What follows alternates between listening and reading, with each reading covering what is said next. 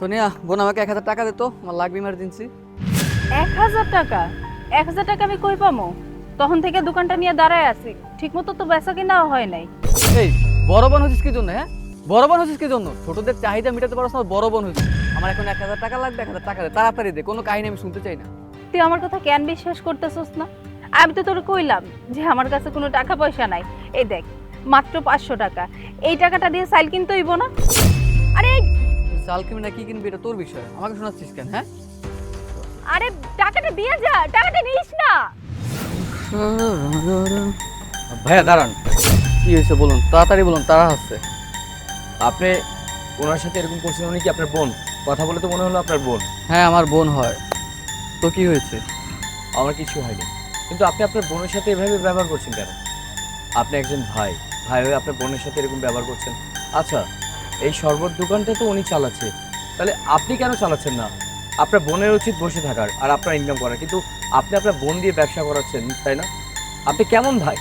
আর আপনার বোনের টাকা ইনকাম করা ওইটা আপনি কেড়ে নিচ্ছেন, আপনার লজ্জা করতেছে না? দেখুন, আপনি আমাকে এত জ্ঞান দিচ্ছেন কেন? হ্যাঁ, আপনি আমাকে জ্ঞান দেওয়ার কে? আমার বোনের সাথে আমি কিভাবে ব্যবহার করবো না করবো এটা একান্ত আমার বিষয়, আপনি বলার কে? আপনি আপনার কাজে যান তো, যান। আর ভাই জ্ঞান দিচ্ছি না, যা সত্য তাই বলতেছি। আপনি এমন ব্যবহার করছেন, কেউ করে এরকম ব্যবহার, তা বোনের সাথে।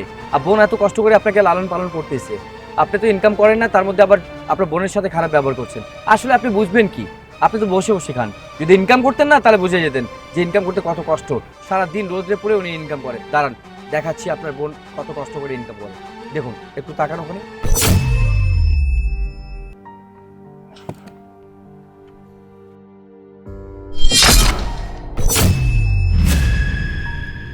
আরে ভাইজান, এটা আপনি কি করলেন?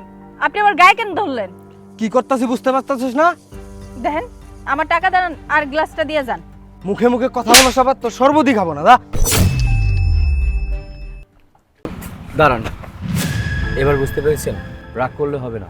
আজ হয়তো রাগ করে আপনি ওই ছেলেটাকে মারবেন, কিন্তু কি হবে? কালকে আবার ওই ছেলে আসবে, ও না আসলে আরেকজন আসবে, আপনার বোনকে এভাবে ডিস্টার্ব করতে থাকবে। তখন তার চেয়ে ভালো কি জানেন?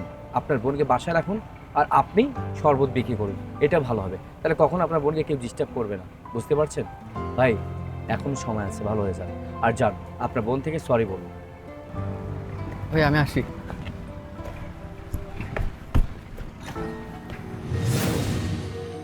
বোন, বোন তুই আমার মাফ করে দে বোন, আমি তোর সাথে অনেক বড় অন্যায় কাজ করে ফেলছি, আর জীবনে আমি এরকম করবো না। আমি আমার ভুলটা বুঝতে পারছি বোন। ওঠ। আমার তোর সাথে এরকম ব্যবহার করা একদম উচিত হয় নাই। তোর আর এই কাজ করতে হইব না। আমি একটা চাকরি করবো, আমি চাকরি করবো, তুই বাসায় থাকবি। তোর আর আমি এই কাজ করতে দিব না। চল তুই বাসায় চল। থাক ভাই, তুই যে তোর ভুলটা বুঝতে পারছিস এতেই আমি অনেক খুশি। আর তুই এসব কি বলছিস? তুই এই বয়সে পড়াশোনা বাদ দিয়ে তুই কাজ করবি? কখনোই না। তুই পড়াশোনা করে অনেক বড় হবি, আর আমি তো আছি, আমি সব কিছু দেখে রাখবো। এই নে, আমার টাকা লাগবো না, টাকা রাখ। চল এখন বাসায় যাই। ঠিক আছে।